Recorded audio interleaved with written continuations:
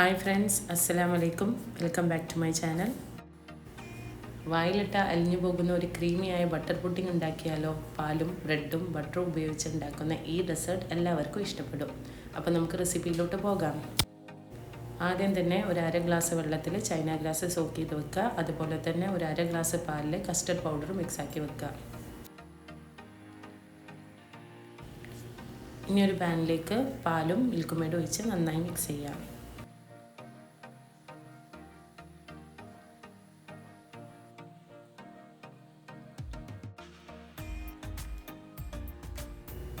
ഇതിലേക്ക് നേരത്തെ സോക്ക് ചെയ്ത് വെച്ച ചൈന ഗ്ലാസും ബട്ടറും ഇട്ട് ഒന്നും കൂടെ മിക്സ് ചെയ്ത് വെക്കുക.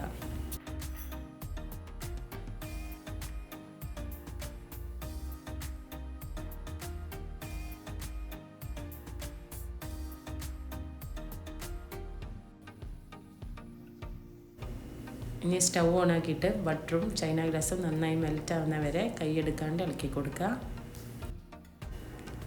ഇതൊന്ന് ചെറുതായി തിളച്ച് വരുമ്പോൾ നമ്മൾ നേരത്തെ റെഡിയാക്കി വെച്ച കസ്റ്റർഡ് മിക്സ് എല്ലാം ഇതിലേക്ക് ഒഴിച്ച് കൊടുക്കുക. കട്ടൊന്നും പിടിക്കാണ്ടിരിക്കാൻ കണ്ടിന്യൂസ് ആയിട്ട് ഇളക്കി കൊടുക്കുക.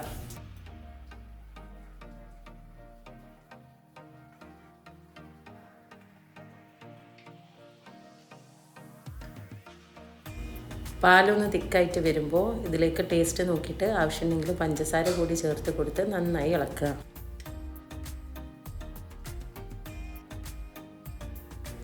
ഇനി ഇതിലോട്ട് ഒരു 5 സ്ലൈസ് ബ്രെഡ് ചെറിയ പീസസ് ആക്കി മുറിച്ച് ഇട്ട് കൊടുക്കുക.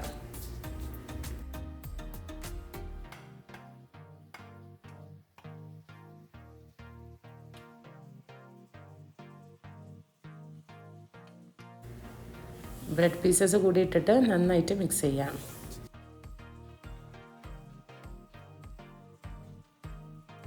ഒന്നും കൂടി തിളച്ച് വരുന്നവരെ ഇത് കൈയെടുക്കാണ്ട് ഇളക്കി കൊടുക്കുക. ഇനി ഇതിലോട്ട് ഒരു 2 ടീസ്പൂൺ വെനില എസൻസ് കൂടി ചേർത്ത് നന്നായിട്ട് മിക്സ് ചെയ്യാം.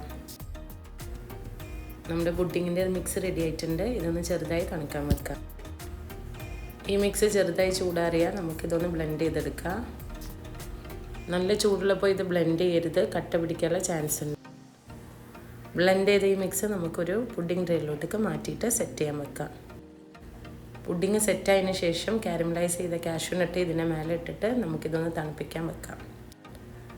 തണുത്തതിന് ശേഷം ഇത് ചെറിയ പീസസ് ആക്കി മുറിച്ച് സെർവ് ചെയ്യുക. നല്ല അടിപൊളി പുഡിങ്ങാണിത്. എല്ലാവരും വീട്ടിൽ ട്രൈ ആക്കി നോക്കുക. റെസിപ്പി ഇഷ്ടമായിട്ടുണ്ടെങ്കിൽ ലൈക്ക് ചെയ്യുക, ഷെയർ ചെയ്യുക, സബ്സ്ക്രൈബ് ചെയ്യുക. നെക്സ്റ്റ് റെസിപ്പി ആയിട്ട് കാണാം. Thanks for watching.